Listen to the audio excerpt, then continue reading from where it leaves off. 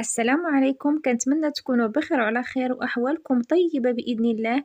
اليوم إن شاء الله غنشارك معكم خطواتي البسيطة جدا باش نحافظ على بيت نظيف وديما ريحته غزالة. وأول حاجة كنبدا بها هي كنفتح السراجم هكذا باش كتهوى ليا الدار. ودابا غادي ندوزو المنظفات الطبيعيه اللي ما يمكنش تستغنى عليها اللي كتصايب الدار، ولكن قبل غادي نحاول نكتب على كل قرعه علاش كتصلح هكذا باش ما نتلفش ملي نبغي نستعملهم ويجوني ساهلين. بالنسبه لاول وحده غتكون خاصه بالتنظيف، اما الثانيه غادي نخصصها للتلميح، اي حاجه كنبغي نلمعها وتعطيها وتكون فيها اللمعه، والثالثه غتكون الغسيل، اي حاجه اللي نقدر نغسلها بالماء. كناخذ القرعه الاولى ديال التنظيف، غادي ندير فيها كميه ديال الماء، كاس تقريبا ديال الماء، وغادي نضيف عليه 4 كاس ديال الخل. بالنسبه للخل اي خل متوفر عندكم. ودابا غادي نضيف لها معلقه تاع البيكربونات. منين كنخلطوا البيكربونات مع الخل كيوقع واحد التفاعل، والتفاعل هو اللي كيحيد لينا اقوى البقع. غادي نضيف عليهم قطرات نتاع زيت الاساس. بالنسبه لزيت الاساس اللي متوفر عندكم، ولا ما كاش متوفر عندكم غادي تضيفوا شي رائحه من هذوك الروايح اللي كيكون فيهم نسبه الكحول مرتفعه. غنخلطوا مزيان والخلطه الاولى واجده. بالنسبه للخلطه الثانيه ديال التلميع غتكون خاصه بديال التلميع، غادي نضيف كميه ديال الماء وكميه ديال الخل. بالنسبه للخل كيف ما قلت لكم اللي متوفر عندكم، ولا كان الخل ديال التنظيف حتى هو مزيان. وغادي نضيف قطرات ديال زيت الاساس هكذا باش نهرس داك الرائحه ديال الخل، وهذه الخلطه هذه حتى هي غتكون واجده. ودابا غادي نمروا الخلطه الثالثه ديال الغسيل، يعني كنحتاجوها في اي حاجه كنبغيو نغسلوها بالماء، غادي نخدموا فيها الماء كنحتاجو فيها هذه الخلطه. كنضيف كميه ديال الماء وكميه ديال الغسيل ديال الصابون ديال اللي كنغسل ديال الغسيل ديال الاواني، اي صابون كتستعملوا. وغادي نضيف ليها معلقه ديال بيكربونات الصودا هكا باش حتى هي تنظف ليا وتحيد ليا اقوى البقع. هاد الوصفات هادو، هاد المنظفات هادو كينفعونا بزاف، كيسهلوا علينا التنظيف ديالنا وكنربحوا بهم الوقت. وغنزيدكم واحد الفكره اخرى اللي كنستعملها بزاف، اللي كناخذ المناديل المبلله وكنضيف ليها نص كاس ديال الكحول هكذا باش كنطهر بها وكنعقم وكنعطي رائحه زوينه.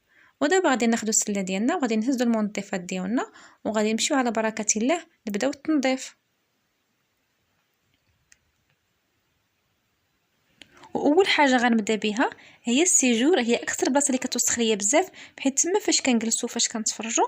وهنايا بديت كنخوي من المخاد اللي كاينين فيه هكذا باش نبدا التنظيف وتكون عندي مساحه ويبانوا ليا جميع الطبايع اللي كاينين. كيف ما كتشوفوا موسخ بزاف، عامر بزاف ديال الطبايع، عرفتوا مع الدراري الصغار كيوسخوا بزاف. ودابا غادي نمشيو باش نبداو التنظيف ديالنا. خديت هذيك ديال التنظيف اللي درت فيها البيكربونات، حيت البيكربونات اللي كتفاعل مع الخل كتعطي واحد النتيجه اللي زوينه اللي كتحيد لنا اقوى البقع. وزدت عليها زيت الاساس باش تحيد لنا داك الرائحه ديال الخل.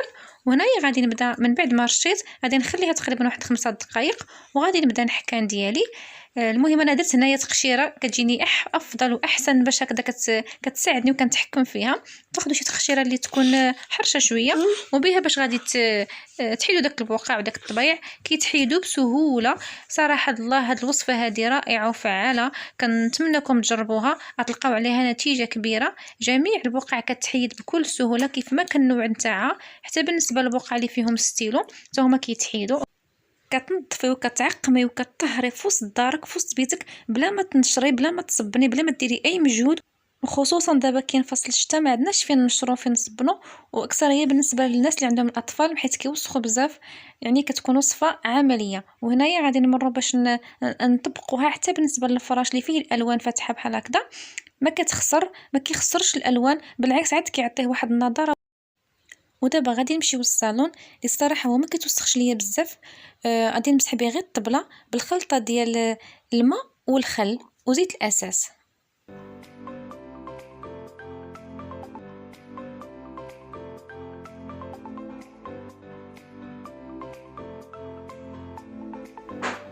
ما نعاودش لكم البنات، واحد اللمعان وواحد الريحه يا سلام، كتحسي بديك الطبله ديالك بحال يلاه جديده، كتعطيها واحد لابغيونس زوينه بزاف.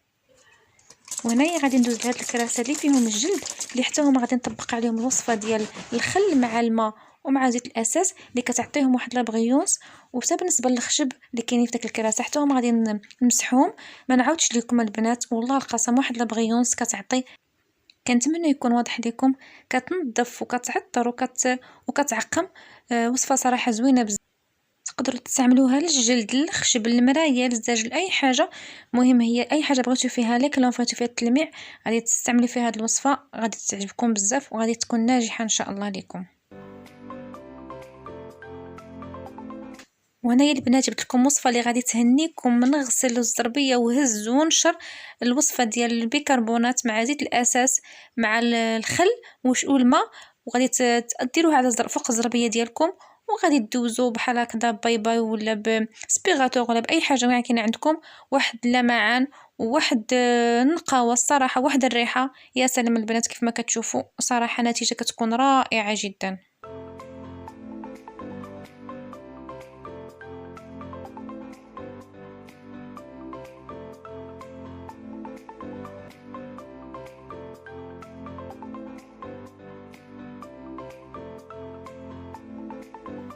وباش يكون عندك بيت نظيف وريحته زوينه خص يكون عندك حمام نقي. حرصي انك تنظفي الحمام كل يوم حيت انه هو البلاصه الوحيده اللي يمكن تجي منها الرائحه الكريهه. وبالنسبه لي انا هاد الخلطه هذه اللي درت لكم ديال سائل الغسيل كنضيف بها اي بلاصه خصها تغسل مثل كرسي الحمام او لافابو. وانا جيت نشارك معكم هاد لافابو هذا ديال الزليج البلدي اللي كيكون فيه الطبيعه صعاب باش يغسلوا.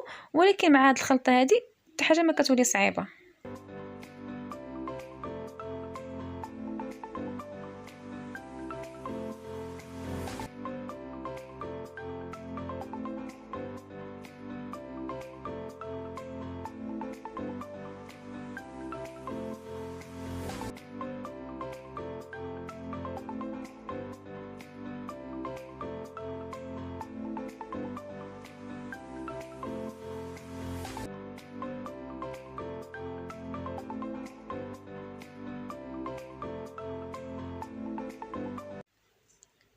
وهكذا من بعد ما كتغسلي وتنظفي كنصحك تجيبي واحد زويف اللي يكون ناشف وتمسحي بهم جميع البلايص اللي غسلتي. هكذا كتحصلي على واحد النتيجه زوينه واحد لمعان اكثر.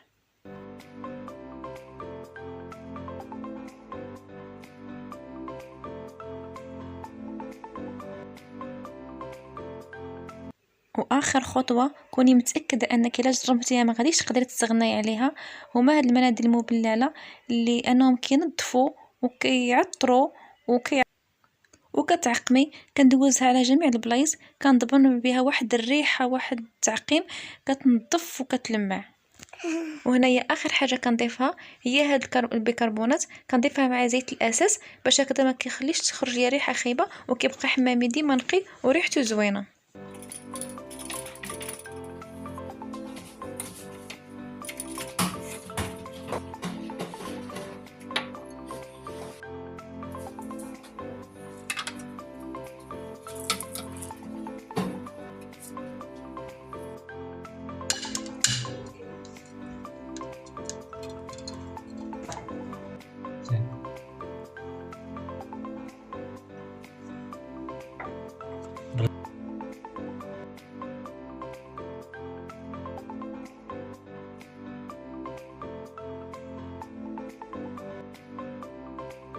وهنايا غنكون وصلت معكم لاخر الفيديو. كنتمنى يكون عجبكم واستفدتوا منه افكار وحيه اللي تقدروا تطبقوها ان شاء الله. ونخليكم في امان الله الى فيديو اخر والسلام عليكم ورحمه الله تعالى وبركاته.